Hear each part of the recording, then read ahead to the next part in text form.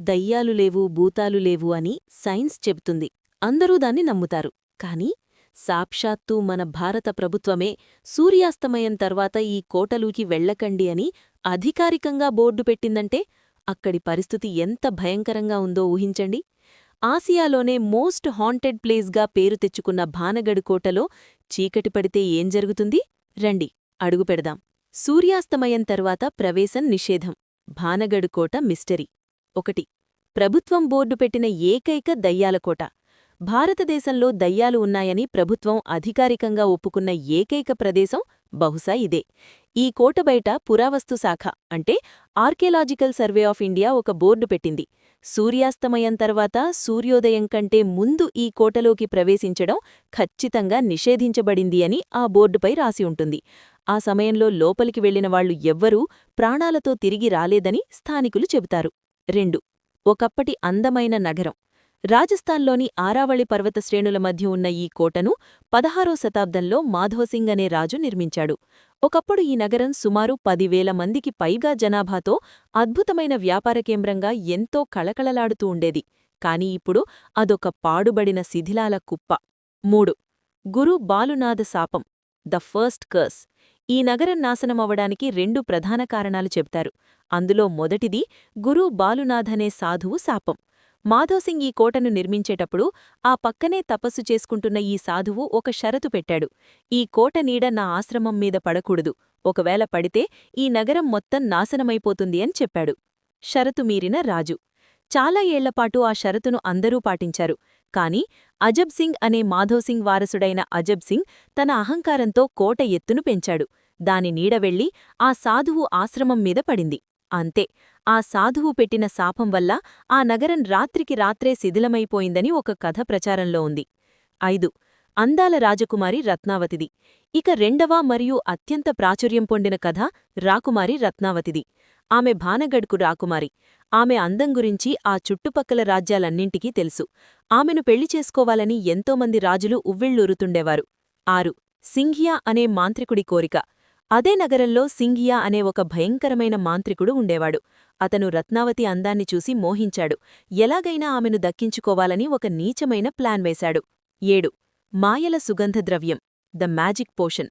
ఒకరోజు రాకుమారి చెలికత్తెలు మార్కెట్లో ఆమె కోసం అత్తరు అంటే పర్ఫ్యూమ్ కొనుగోలు చేస్తుండగా సింఘియా దానికి తన మంత్రశక్తులతో కూడిన నూనెను కలిపాడు.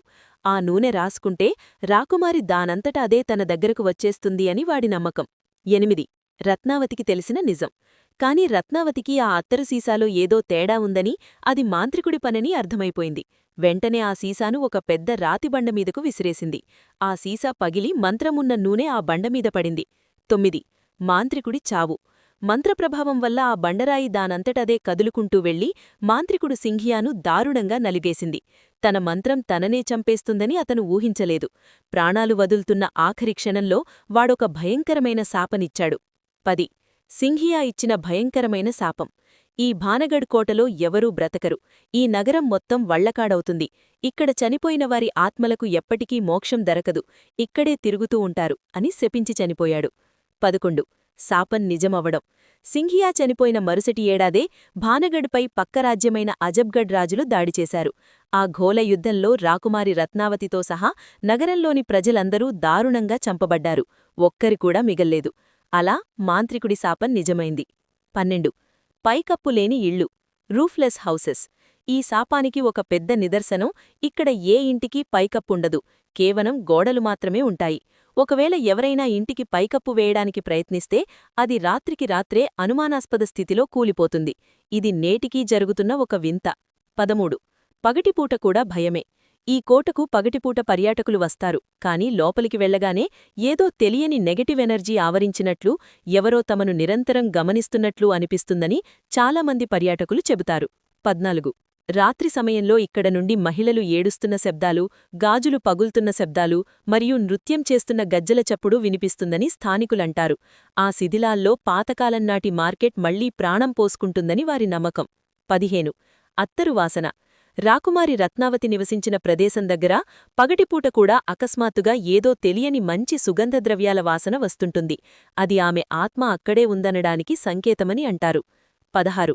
ధైర్యం చేసినవారి దారుణ మరణాలు. చాలామంది యువకులు దయ్యాలు లేవని నిరూపించడానికి రాత్రిపూట ఈ కోటలో బస చేయడానికి ప్రయత్నించారు. అలా వెళ్లినవారు మరుసటి రోజుకి శవాలుగా దొరకడం లేదా తీవ్రమైన పిచ్చితో బయటకు రావడం జరిగిందని స్థానికంగా ఎన్నో కథలున్నాయి. అందువల్లే ప్రభుత్వం కఠినమైన నిషేధం విధించింది. 17. కోటలోపల గూళ్ళు ఒక ఆశ్చర్యం. ఈ కోటలో ఆశ్చర్యపరిచే విషయమేమిటంటే, నగరం మొత్తం శిథిలమైపోయినా కోటలోపల ఉన్న సోమేశ్వరస్వామి మరియు గోపీనాథ్ దేవాలయాలు మాత్రం ఎలాంటి చెక్కుచెదరకుండా ప్రశాంతంగా ఉంటాయి. ఆ గుడి పరిసరాల్లో ఎలాంటి భయం అనిపించదు. దైవశక్తి ఆ నెగటివ్ ఎనర్జీని అడ్డుకుంటుందని భక్తుల నమ్మకం. 18. శాస్త్రీయ వాదన. శాస్త్రవేత్తలు మాత్రం ఈ కథలను కొట్టిపారేస్తారు. ఈ కోట చుట్టూ సరిస్కా టైగర్ రిజర్వ్ అడవి ఉంది. రాత్రిపూట చిరుతపులులు, అడవి జంతువులు ఈ కోటనూకి వస్తాయి.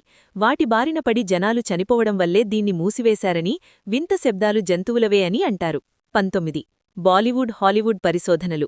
ఈ కోట ప్రపంచవ్యాప్తంగా ఎంత ఫేమస్ అంటే, ఎన్నో టీవీ ఛానల్సు, పారానార్మల్ ఇన్వెస్టిగేటర్సు ఇక్కడ రాత్రి బస చేసి పరిశోధనలు చేయడానికి ప్రయత్నించారు. వాళ్ల పరికరాల్లో కూడా వింతైన మ్యాగ్నెటిక్ కదలికలు రికార్డయ్యాయి. 20. మిగిలిపోయిన మిస్టరీ.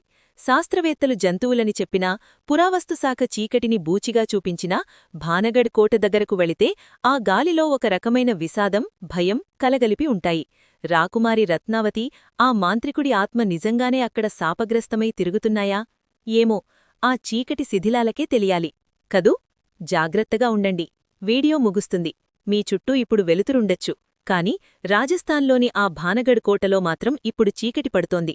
రాత్రి పెరుగుతున్న కొద్దీ రాకుమారి అడుగుల చప్పుడు, ఆ మాంత్రికుడి అరుపులు మళ్లీ మొదలవుతాయి.